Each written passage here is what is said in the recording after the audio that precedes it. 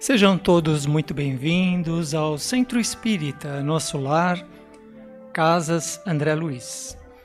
Estamos especialmente muito felizes em receber cada um dos senhores e das senhoras, formando essa verdadeira egrégora do bem, onde direcionamos o nosso pensamento para o bem, para o nosso bem e para o bem do nosso próximo, né?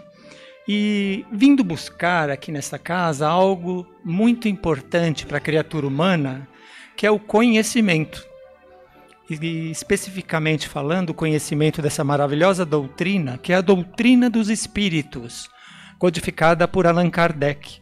Essa doutrina consoladora. É também interessante sempre lembrar aquelas pessoas que estão adentrando a casa pela primeira vez, que esse salão foi todo trabalhado pela espiritualidade maior para nos bem receber. Cada cantinho desse salão foram manipuladas energias salutares, e é por isso que nós estamos assim, nos sentimos mais receptivos às informações que nos serão transmitidas no transcorrer da palestra. E também é sempre interessante lembrar que a espiritualidade maior já se encontra nesse salão e cuida individualmente de cada um dos senhores e das senhoras. Eles têm mecanismos próprios capazes de identificar o que a pessoa está precisando. E com o auxílio de Deus Pai, com certeza alcançarão. Como sempre fazemos no início das nossas palestras, nós pedimos para que fechem os seus olhos apenas como uma ferramenta de concentração. E convido a todos nesse momento a elevarem os seus pensamentos às alturas. E vamos assim nos encontrando com o querido Mestre Jesus, esse nosso amigo fiel de todas as nossas horas de nossas existências. Está sempre presente para nos auxiliar. Deus Pai, Senhor da vida, agradecemos pela bendita oportunidade de podermos estudar esta maravilhosa doutrina, que é a doutrina dos espíritos. E com os estudos dessas leis que a doutrina apresenta, nós podemos então galgar a nossa própria evolução, fazendo uma reforma íntima. Assim, estudando a doutrina, fazendo uma reflexão de tudo aquilo que será apresentado, com certeza aumentaremos o nosso amor a Deus, ao nosso amor ao nosso próximo, e atingiremos o nosso progresso espiritual.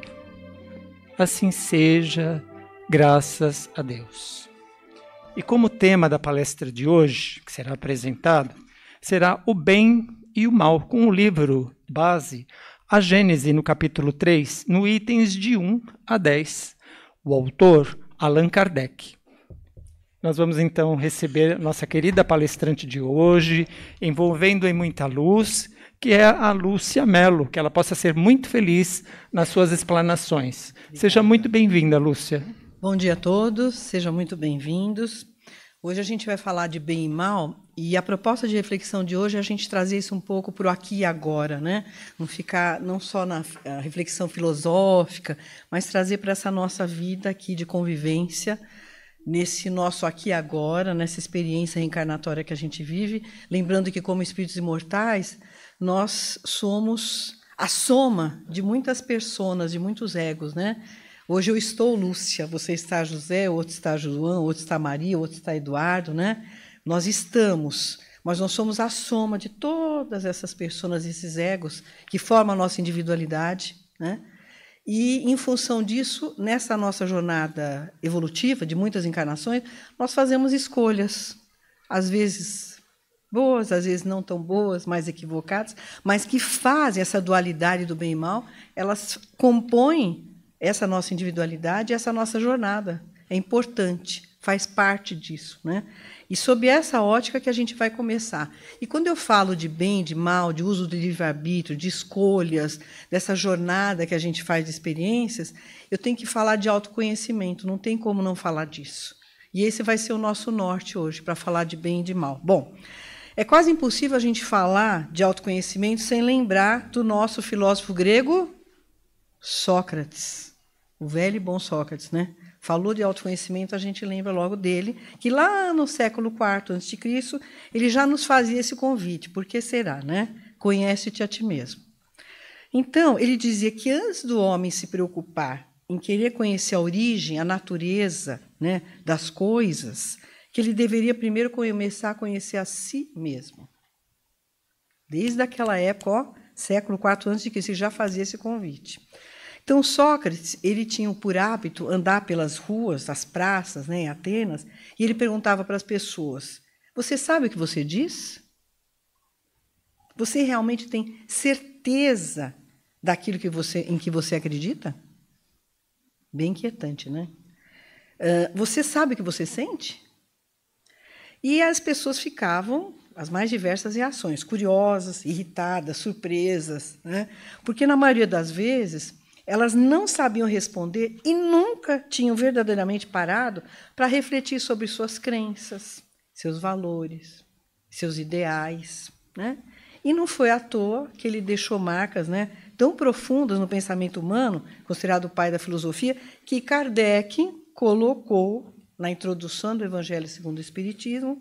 A gente vai lá e encontra o resumo da sua doutrina e do seu principal discípulo, que foi Platão. Então, a partir de agora, a gente vai começar a compreender o porquê desse chamamento será ainda tão atual. Nós estamos em 2025 e ele é atualíssimo, né?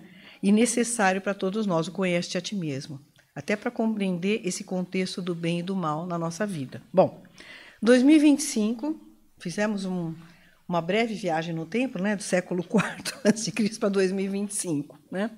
Então, aqui e agora, vamos fazer um retrato da época em que a gente vive hoje. Né? Como nunca antes, nós usufruímos de inúmeras formas de acesso a informações. Na palma da mão, eu tenho acesso ao mundo. Eu tenho acesso a acervos de grandes bibliotecas, de museus, de conhecimento. Quem não, né? A pessoa tem uma dúvida, você vai lá no bom e velho Google, ó, pá, né? Então, de repente, você pode não se tornar um expert naquilo, mas você já entende do que seja, né? Então, a gente tem inúmeras formas de acesso a informações, um enorme avanço na produção de conhecimento, isso é inegável, como a gente nunca teve antes. Diariamente, nós somos bombardeados, porque essa é a palavra, por uma enxurrada de informações, né? E o que a gente sabia ontem já está desatualizado, porque hoje já tem coisa nova, né? O tempo todo. E que a gente não dá conta de assimilar tudo isso. É muita informação. Né? Então, o avanço que a humanidade conseguiu, tanto na produção de conhecimento, quanto nos processos de colocar em prática esses conhecimentos, foi incrível, né, nesses últimos anos. Tanto é que hoje a gente faz encontros virtuais, enquanto a gente está aqui, tem gente que assiste a palestra remotamente, a gente faz reuniões de trabalho virtuais, nós fazemos cursos, graduações, pós-graduações de forma virtual. Hoje isso é uma realidade já consolidada, totalmente consolidada.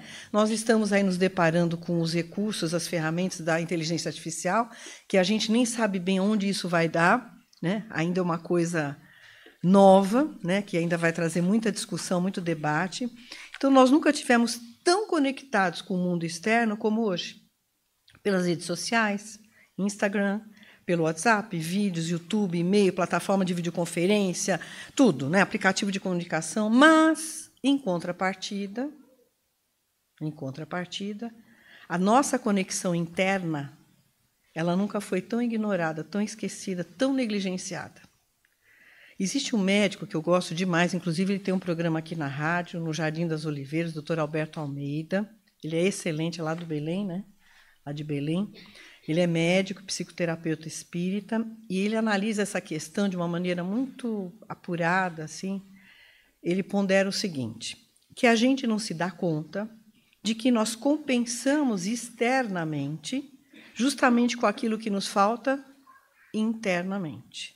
Então, nós vamos para fora, porque internamente tem uma falta, uma carência. E aí ele diz mais, que essa ânsia, esse frenesi, essa inquietação de nós estarmos o tempo todo conectados com o mundo externo, no fundo, é uma nostalgia, uma saudade do autoencontro, do autocontato. E se a gente observar o nosso dia a dia, é bem isso que tem acontecido, é uma realidade, é um retrato do que a gente está vivendo, né? Porque a gente vive num tempo, num mundo, que ele não nos convida para a reflexão, para o autocontato. A gente vive num mundo que estimula o tempo todo ação, correria, ativismo, produtividade, né? Mais do que nunca, nós temos que performar. Quem já ouviu esse verbo aqui, performar? Levanta a mão. Opa, então estamos falando de uma coisa atual. Nós temos que, hoje, performar o tempo todo, né? É um verbo inventado, um neologismo, né, derivado da expressão em inglês performance, que significa desempenho. Então, ter uma boa performance, um bom desempenho, tem sido uma das maiores exigências do tempo da gente, né? Muita atividade, muito trabalho, muitos cursos, muitas graduações. Então, a gente tem que performar na forma física, porque a gente tem que estar com o modelito em dia, né? Tem que estar com o corpite em dia, né? Para corresponder ao padrão estético, né? Nós temos que performar no trabalho, na forma física, na aquisição de conhecimentos. E daí, esse mundo de hoje, com tantos estímulos, né? Tantas demandas externas que a gente tem que dar conta, tem que atender, ele nos rouba, ele nos subtrai o processo reflexivo. E quando eu penso em bem e mal, passa muito pela questão do processo reflexivo, né? E olhar para dentro, o autocontato. Então, é uma grande contradição, na verdade, uma grande ironia do tempo que a gente vive hoje, o nosso tempo, né? Porque nós estamos conectados com tudo o tempo todo. Você vai num restaurante, mesmo na casa espírita, eu já vi algumas casas espíritas que a pessoa entra no salão para a palestra com o celular ligado. Ou põe no modo assim. Por quê? Porque a gente está o tempo todo conectado, né? E, ao mesmo tempo, nós estamos, mais do que nunca, desconectados de nós mesmos. É um grande paradoxo, né? Então, nós marcamos muitos encontros na internet, né? Nós vivemos na internet hiperconectado nas redes sociais, né? Inclusive um mal, né? Uma patologia dos tempos atuais, que a ciência já diagnosticou muitas pessoas com distúrbio pelo uso compulsivo da internet. A pessoa tem que fazer um detox, ela vai buscar atendimento médico, psiquiátrico, muitas vezes, porque ela não consegue se desconectar. Ela tem a sensação de que ela está perdendo alguma coisa, ela precisa estar conectada, né? Então, gera dependência, depressão, transtorno de ansiedade, para ver o ponto que a gente chega. Estamos hiperconectados, né? E, conclusão, nós performamos muito bem nas várias atividades nossas, profissionais, né, sociais, né, mas no nosso processo de autoconhecimento, nós somos ainda semi-analfabetos, nós estamos engatinhando. Bom, então, para esse processo de conhecimento, falta a gente marcar um encontro conosco. Começa por aí, né? Então, por exemplo, na minha prática profissional, atuando com mediação de família, eu já há algum tempo eu tenho a oportunidade de perceber isso muito de perto, com muita frequência, né? Essas experiências, elas servem como um grande laboratório de observação para me conhecer, né? Porque para ser imparcial, para ajudar o atendimento daquelas pessoas, eu tenho que me olhar, né? São situações de conflito muito delicadas, então, como mediadora, você tem que se preparar internamente primeiro e olhar para os seus traumas, seus medos, seus preconceitos, suas crenças, suas inseguranças, seus limites, né? Assim como todas aquelas pessoas que estão à nossa volta também têm, da mesma maneira. Diz que o ser humano é tudo igual, só muda o endereço, né? O pessoal fala. E é mais ou menos isso. Todos nós temos traumas, medos, inseguranças, limites, né? E o que observo é que, nesses conflitos, na maioria das vezes, o que aparece muitas vezes na capa daquele processo, né, sendo a pretensão de cada uma das partes, na verdade, não é o que realmente elas estão buscando. O conflito, na verdade, é uma dor, é uma necessidade que não foi atendida, é a ponta do iceberg. E a gente vai falar muito hoje dessa ponta do iceberg. Então, à medida que a gente vai conduzindo aquele entendimento, a gente vai buscando fazer com que as pessoas se olhem para si, né? Vão emergindo essas dinâmicas ocultas naquele conflito. E o que fica muito mais evidente? Que as pessoas não se conhecem. A gente não se conhece. A gente conhece muito a vida do outro, né? Não é assim? Nossa, você viu fulano? Você viu fulano, a vizinha? Ela comprou um carro. E trocou o carro, você viu? A filha dela viajou, se formou.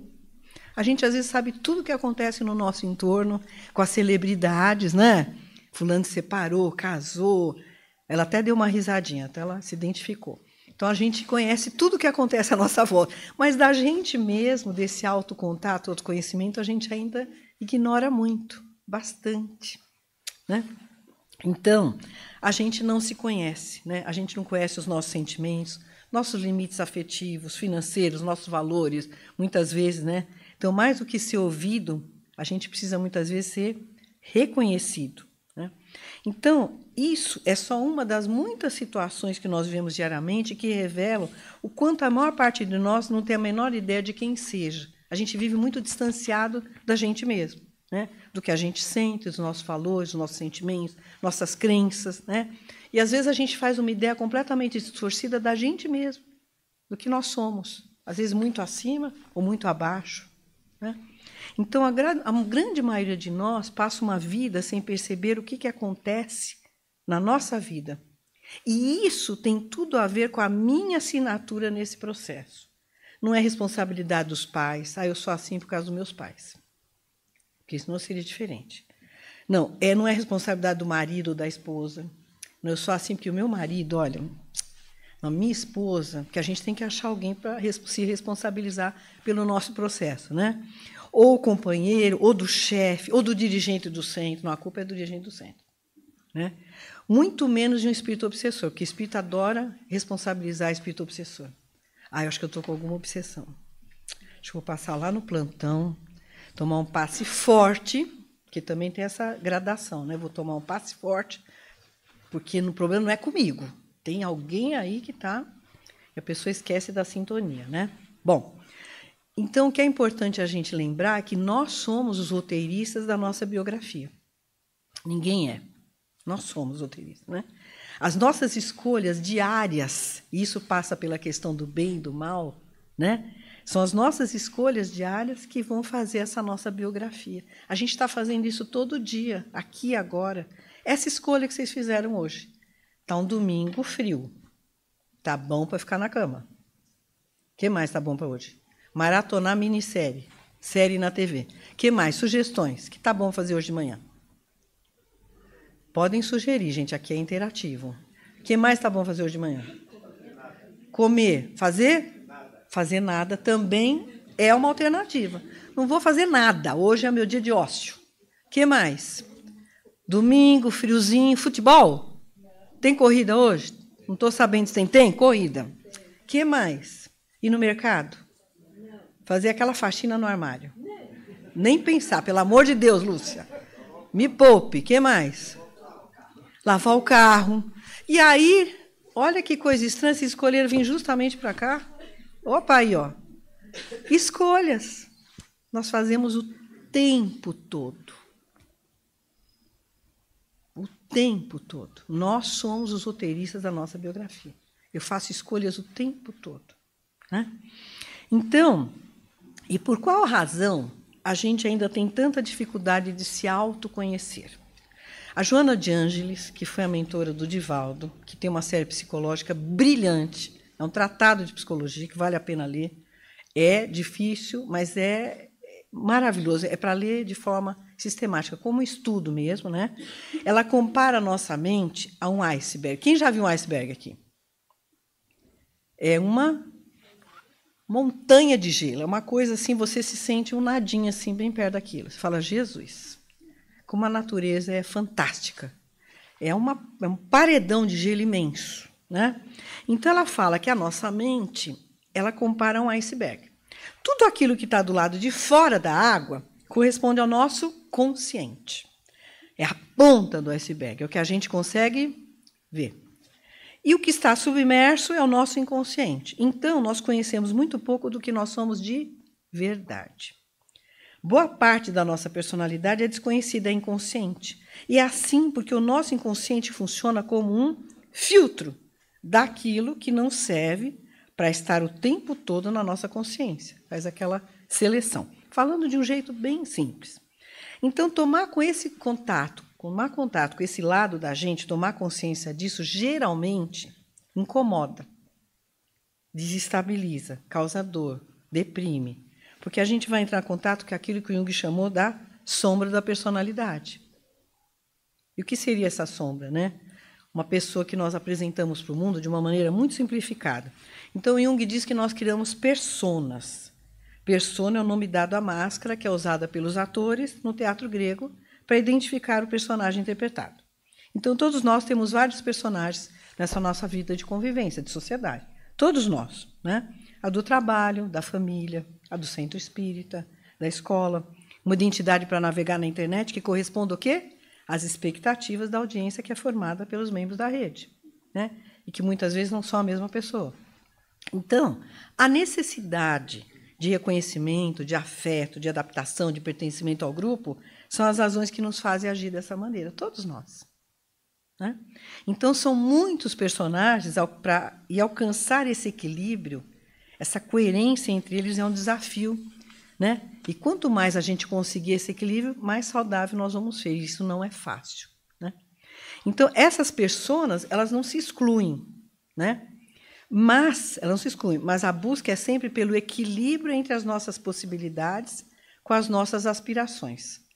Aquilo que eu sou, aquilo que eu gostaria de ser, aquilo que eu ainda não sou. A gente está o tempo todo nesse equilíbrio. Né? E tem um dito popular que é bem conhecido, que vocês já devem ter ouvido. Incomodou, doeu, leva para casa que é seu. Quem já ouviu isso?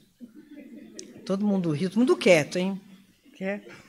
Eu acho que eu ouvi vagamente isso aí. Acho que o meu vizinho ouvi. Então, ou então tem uma outra fala que eles atribuem a Freud, não sei se alguém souber a autoria. Quando Pedro fala de Paulo, sei mais de Pedro que de Paulo. Estou eu lá falando da vizinha, da tia Alzira. Estou falando da tia Alzira. A tia Alzira, vou te contar, viu? Olha, a tia Alzira, para aguentar, nossa, mas ela... Tia Alzira é assim, assado, assim. Eu estou falando da tia Alzira. Será que eu estou falando dela mesmo ou falando de mim? Né? Tudo que eu enxergo dela macro, assim, com uma lente de aumento, será? Bom, então tudo aquilo que desperta na gente raiva, ciúme, rancor, inveja, o comportamento que eu julgo, eu critico no outro, eu falo, né, fala, na verdade, de características que nós temos que são muito mais nossas. Né? E nem sempre nós estamos preparados para fazer esse movimento de autoconhecimento, né? De olhar para a nossa sombra, porque requer uma boa dose de coragem. Né? Mas que só esse movimento de reconhecer, de aceitar, de acolher e trabalhar essas características que são nossas e trabalhar a nosso favor é que vai promover a nossa autotransformação, para que a gente fique em paz, para que a gente fique em paz. Né? É aquele conflito íntimo entre o que a gente gostaria de ser, o que nós devemos ser e aquilo que nós conseguimos ser. Mas quando a gente está nesse conflito, já é um grande avanço. Porque quando a pessoa nem enxerga, nem tem esse conflito, ela está num estágio anterior ainda. É a síndrome da Gabriela. Quem já ouviu? Eu nasci assim, eu cresci assim, eu sou mesmo assim. Quando eu estou no conflito, porque eu já estou num processo de tomada de consciência, eu já estou querendo me modificar. Eu já estou enxergando essas questões dentro de mim. Né? Então, e aí... Dentro dessa linha, daquilo que eu gostaria de ser, o que eu deveria ser, aquilo que eu consigo ser, quem não já teve um determinado comportamento e depois se sentiu envergonhado? Levanta a mão aqui. Quem já teve um comportamento e falou, meu Deus, como é que eu fui fazer isso? Ninguém, né? Só lá em casa. Alguém já? Já, né? Acontece, gente. Bem-vindos à Terra. Bem-vindos à Terra. Então, mas como é que eu fui fazer aquilo?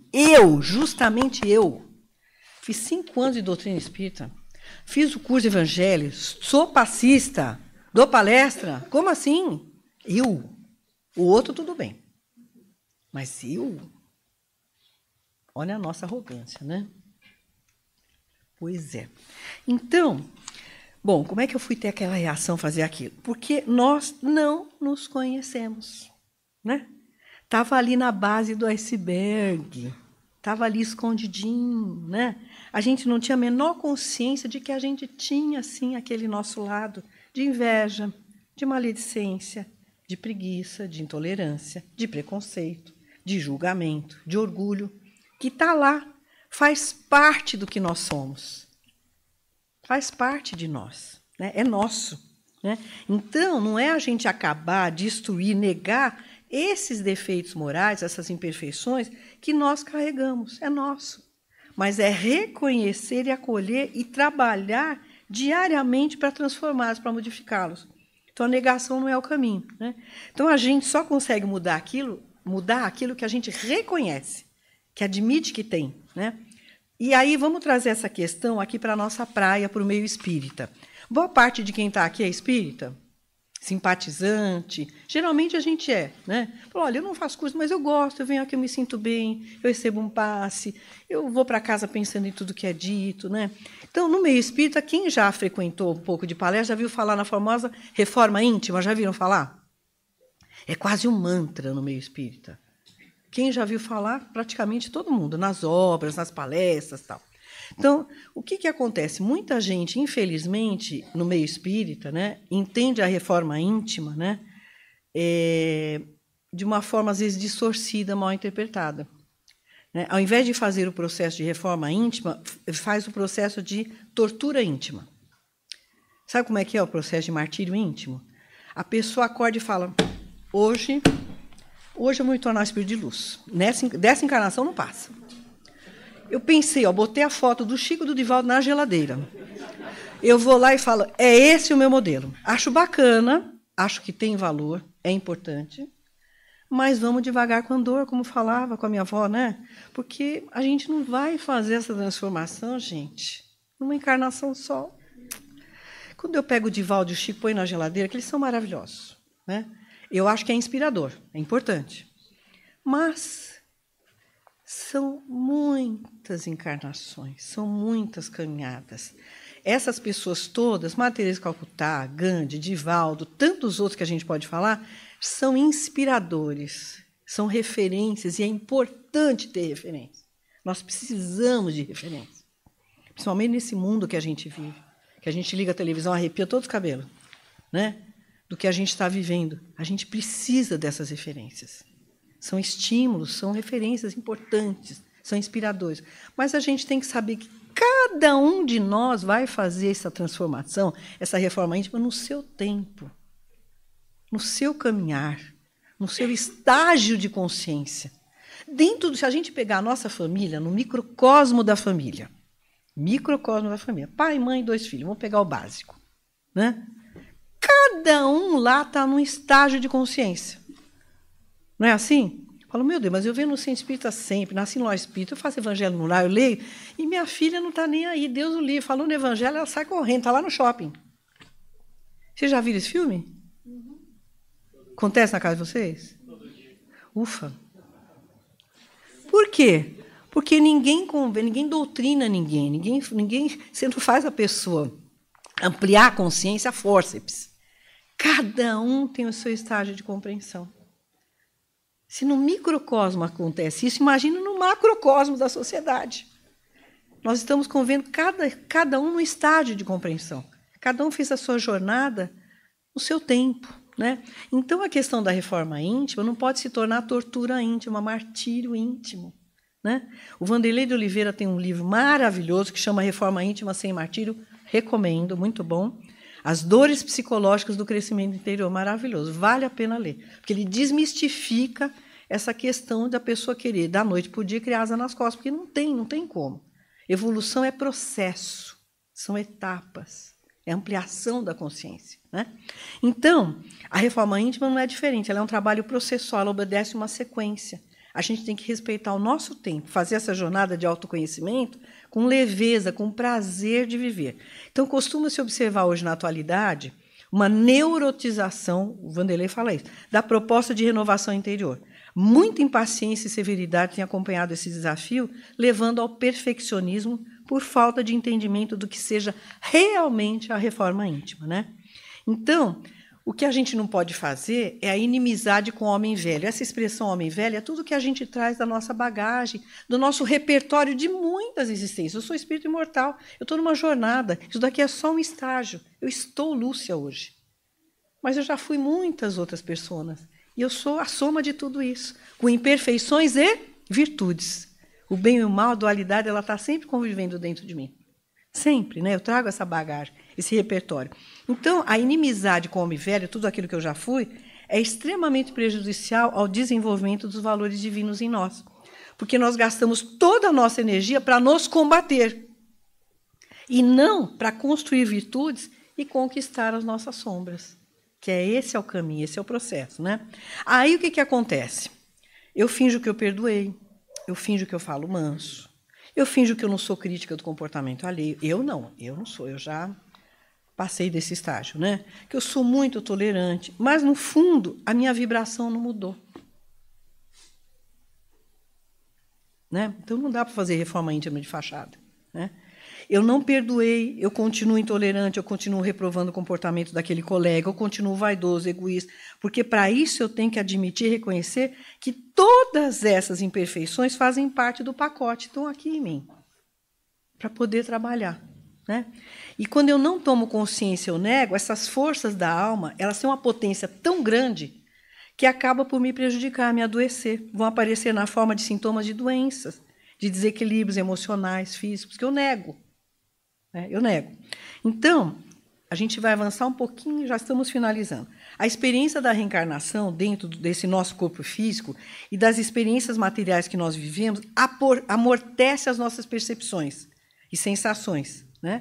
E a nossa consciência espiritual, ela fica temporariamente adormecida. Você já deve ter falado, já deve ter ouvido o véu do esquecimento. Imaginou se a gente lembrasse tudo que a gente foi e já fez? A gente ia dar conta?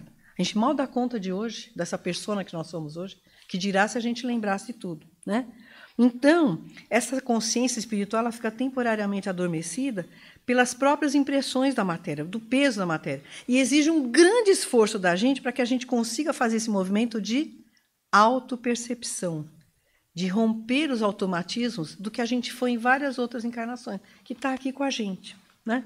Os velhos hábitos, os velhos comportamentos, os velhos impulsos, né? São padrões cristalizados que estão dentro de nós. E para a gente caminhar para o encerramento, eu vou ler um poema que eu adoro, que é o livro tibetano de Viver e Morrer. O livro tibetano do Viver e do Morrer. Esse poema é uma enorme metáfora que fala desse nosso processo de autoconhecimento, de autotransformação, de lidar o tempo todo com a dualidade do bem e mal que existe no nosso caminho, do uso do nosso livre-arbítrio, das escolhas que a gente faz diariamente. Então, desses nossos processos de tantas encarnações, né? E aí é o seguinte, desse percurso de autopercepção e de transformação. Então, começa assim. Biografia em 5 capítulos. Capítulo 1. Ando pela rua. Há um buraco fundo na calçada. Eu caio. Estou perdido, sem esperança. Não é culpa minha. Levo uma eternidade para eu encontrar a saída. Capítulo 2. Ando pela mesma rua. Há um buraco fundo na calçada. Mas eu finjo que não vê-lo. Caio. Caio nele de novo. Não posso acreditar que eu estou no mesmo lugar. Mas não é culpa minha. Ainda assim leva um tempão para eu sair. Capítulo 3.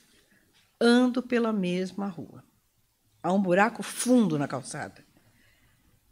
Vejo que ele está ali. Ainda assim eu caio. É um hábito. Meus olhos se abrem. Sei onde estou. É minha responsabilidade. Saio imediatamente.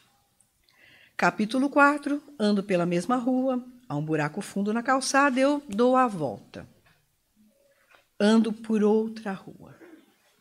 É uma grande metáfora que fala, né, das jornadas encarnatórias que a gente faz, dessa caminhada, das imperfeições, das falhas, das escolhas, dos erros, do bem, do mal, das conquistas, das virtudes, das imperfeições. É uma grande metáfora para a gente refletir. Né? Então, essa nossa mudança para melhor, a escolha do bem e do mal, não implica em destruir o que a gente foi, mas a gente dá uma nova direção dentro daquilo que a gente conquistou. Né? E voltando lá para Sócrates, para encerrar, que a gente começou com Sócrates, vamos acabar com ele. Né?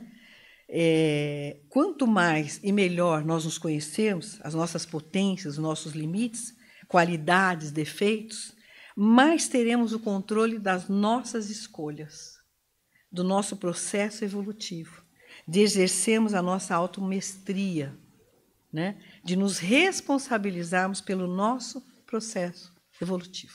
Obrigada, gente. Muito obrigado a todos. Que Jesus acompanhe a todos e que possamos ser cada dia melhores. Muito obrigado.